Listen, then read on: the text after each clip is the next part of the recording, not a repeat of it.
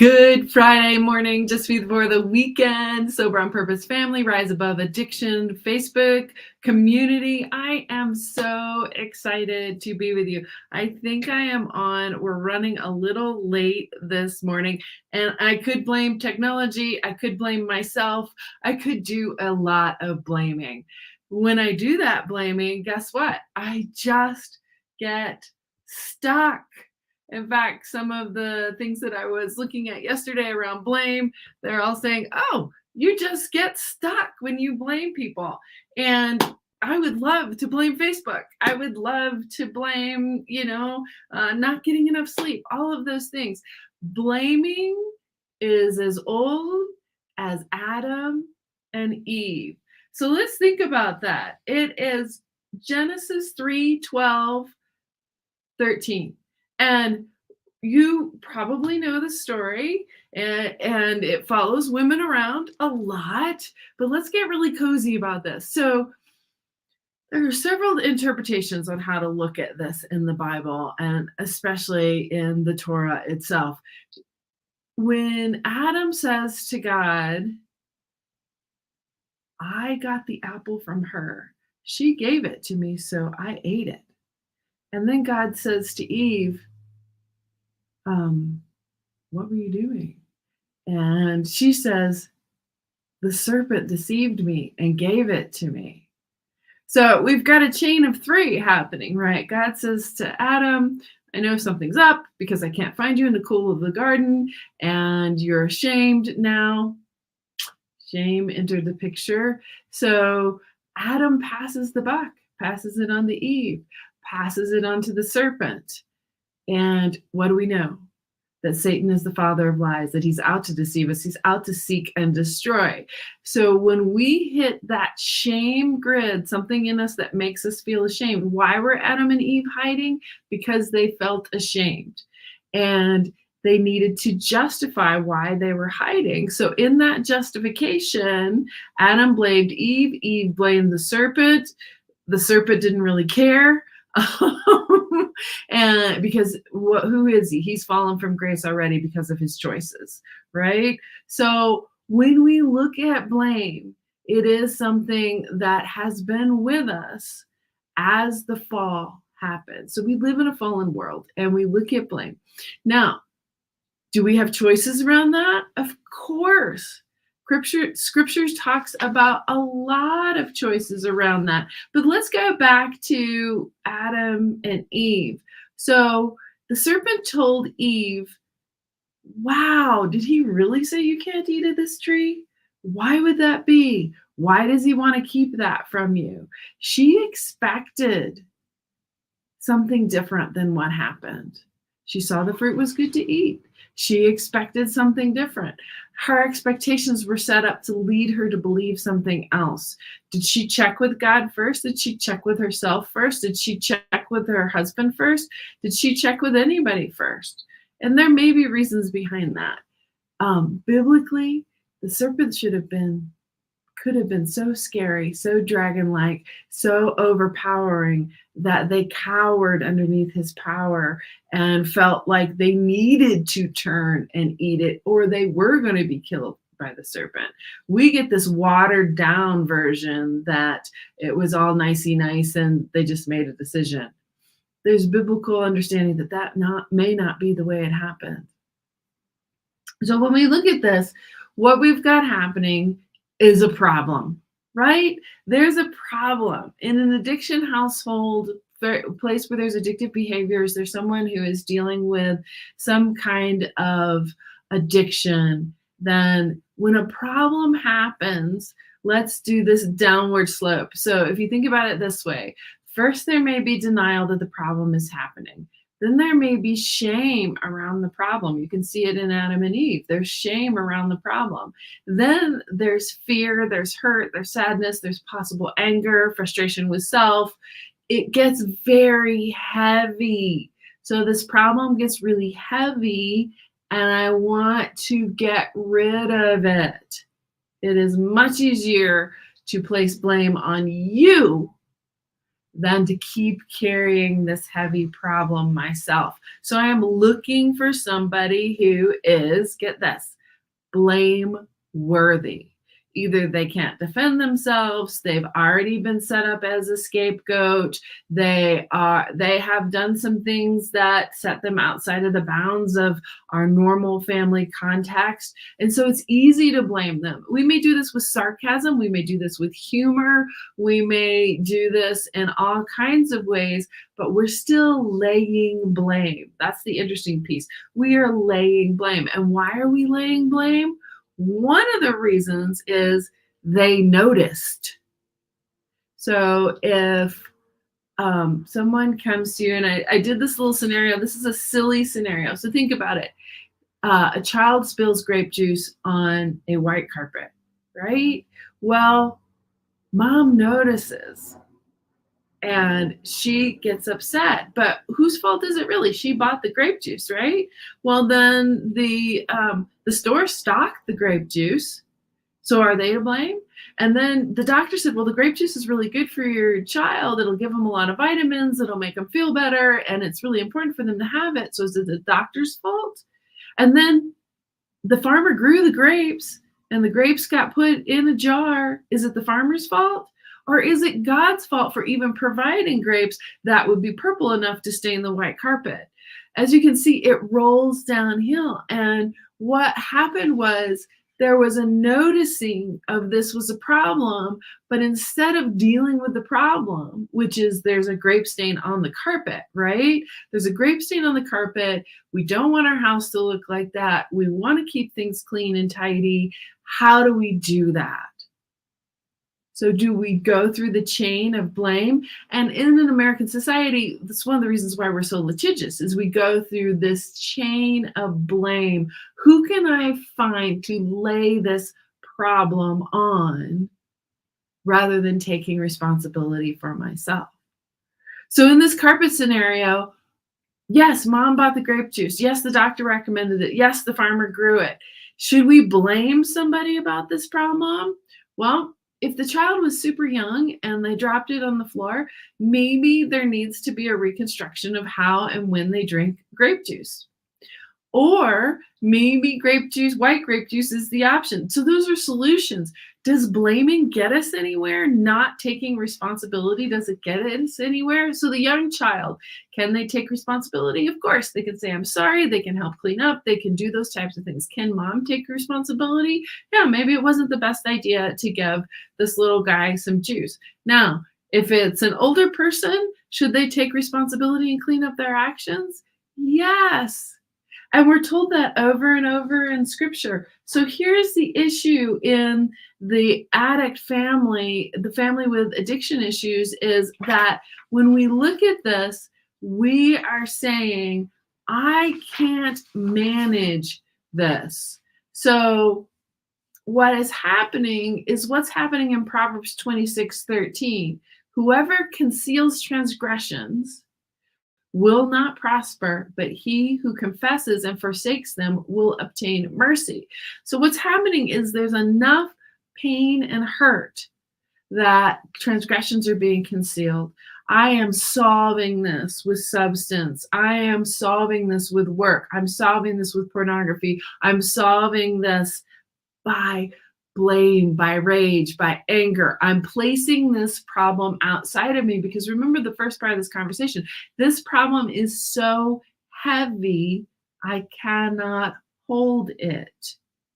And instead of sharing that, my burden is light and my yoke is easing, instead of sharing that, that's what AA, Al-Anon, Celebrate, Recovery, Thrive, all those groups are about, is sharing that burden, so that we don't walk around and lay blame, so that it is not so heavy that we can't deal with it. So let's think about this in the addiction family, where, okay, the pain turns into shame, turns into looking for someone else to blame, especially when somebody notices it. You're drinking a lot more. You're using. You've been at work for hours. Wow, you really need to clean your internet history. When you notice it, then You become the problem and the scapegoat. Now here's the issue with that. Nothing gets fixed. It's blame shifting, right? It's responsibility shifting because you noticed there was a problem. So I have to get defensive. I have to say, well, if you weren't such a nag, or if my day wasn't so hard, or if didn't have to support this family, or if you would just let me be when I came home, then I have to create justifications for why I'm doing what I'm doing. And I have to shove the problem off onto you for noticing. So are you getting the shift with that blame? That it is keeping us stuck. And especially when you are looking at the person in the family, and you might be the scapegoat when you notice something is amiss in the family, but we're often spend time blaming the person who is suffering with the addictive behaviors.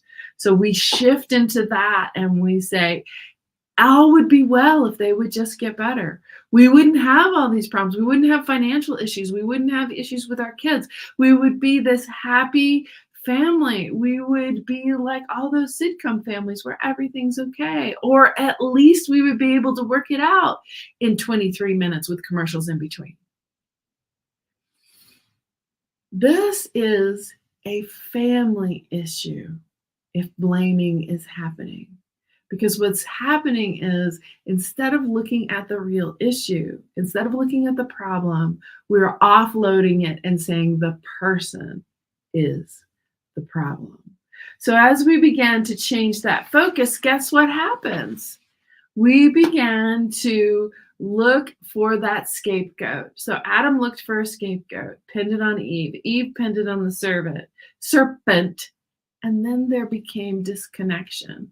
With disconnection comes anxiety. With anxiety comes pain. With the pain of disconnection, what do? We move toward that resource that makes us feel better, whether it be food, whether it be alcohol, whether it be working, whether it be working out. We move towards that and we move away from connection. Because what's the opposite of addiction? Connection. We all have the need to feel loved, feel worthy, and not be alone. So when we are not getting our needs met, we are looking for somebody to blame, and we're staying stuck in our grievance story. Well, if they would not do this. So again, we have to justify who we are. Adam said, hey, I didn't do it. She gave it to me, so I ate it. Adam had a choice. Adam also had responsibility. He could have looked at Eve and said, this is not what we need to be doing, because we don't know if he was there when the serpent was talking to them. He could have said not to do this, right? He could have protected his family. There were choices that Adam had. There were choices that Eve had. The serpent had choices. Remember, he had chosen to defy God, and that's why he was where he was. So as we're walking into this and we've looked at how blame rolls downhill, and often because it hits our shame grid. So let's look at this other piece around blame. So blame often happens when we are struggling, when we're in pain, when we're suffering. And to release that, we escape by blaming ourselves, blaming others, and blaming God. Those are the three main categories. Why me, God? Why does this happen to me? What is it about me that makes me the person who gets all of this? With others, it's if you would just. With me, it's if I was a better person, if I could manage this better, if I woke up on time, if I got my technical issues taken care of right away, if I did this, if I did that. What we're moving towards, here's the kicker, what we're moving towards with blame is victim and victimese, of thinking of ourselves as a victim. You noticed that there was a problem, then you became the problem, and then you've thought of yourself as a victim. None of us are victims. Things that happen to us, and when you're a child, when you are unable to defend yourself, there are things that happen to us.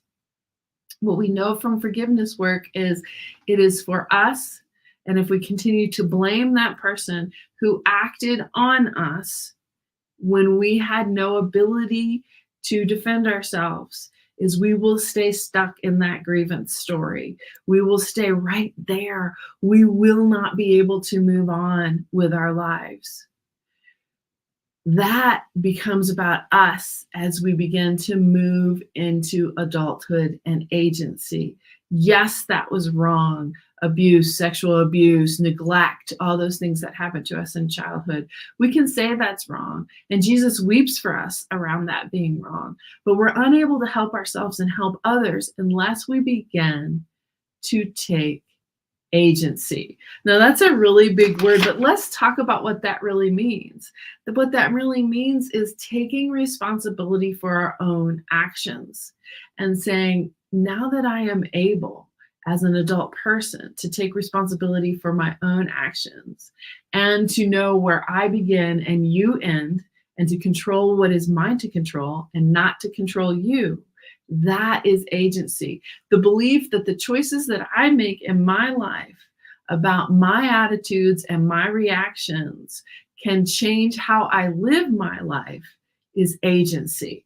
That's the difference between victimese of this is happening to me and I can't do anything about it and I keep getting stuck here and this is something that I just don't have control over and I never will and I will keep failing at this level and woe is me and self-pity. We talked about that in the self-compassion. What's the difference between that and self-compassion?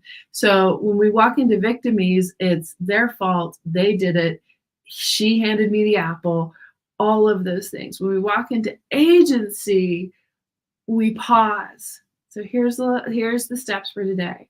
We pause and we think, okay, here's an apple. God told me something about that apple. What do I need to discern about this? And then we may go ask for help. We may go ask for resources. We may go ask for better understanding. So that's the connection piece. The next thing is we look at what the problem is, not who the person is, but what the problem is. So in the addiction family, often what the problem is, there is unresolved pain, unresolved hurt. There are unmet needs. Even though we may look like our needs are being met, there are unmet needs. Otherwise, that person would not be going to something that will eventually destroy them. Right? So there are unmet needs happening in that addiction family. As we begin to look at that and take agency around it, look at our choices that are causing behaviors, just like when we use the grape juice example of that mother was not helpless and hopeless. Yes, there was a stain on the carpet. Was there something she could do about it? Yes. But if she blamed the doctor, who blamed the grocer, who blamed the farmer, then she is a victim and there's nothing she can do about it. But if she takes responsibility for her part in it, looks at the choices that she made, then she can make different choices. Let's talk about how responsible you can get for this and how by taking responsibility, you can begin to solve problems. There is a podcaster by the name of Jocko Willink, and he was the commander in a Baghdad skirmish that people were killed in friendly fire. And he could have spent his time blaming communications, blaming the men on the ground, blaming those other people, and lives were lost. That's very serious. What he said was, I can't fix a problem I don't own. I am responsible for this. I have the ability to change this. Could he bring people back from the dead? No, but he could change the policies and procedures that happened going forward. So here's the thing I want to leave you with. There's 3 steps to this. Pause, look at the problem, and see where you can take agency. And then something that I'm practicing myself is I'm giving up hope for a better past so that I can have a bright future. I look forward to seeing you. We have a quiz for unhelpful help that will link below. that I want you to take and see where you are. Unhelpful help and enabling people is not blaming, but it is giving away your agency. So see where you fall on that quiz. We've got some videos to go with that, and we're going to connect with you next Friday. And I love hearing from you in the comments. So tell me if this cozy format is working better for you than slides, or you would rather have the slides back. Tell me what you think about this. Looking forward to talking to you, and tell me where you are going to take agency today.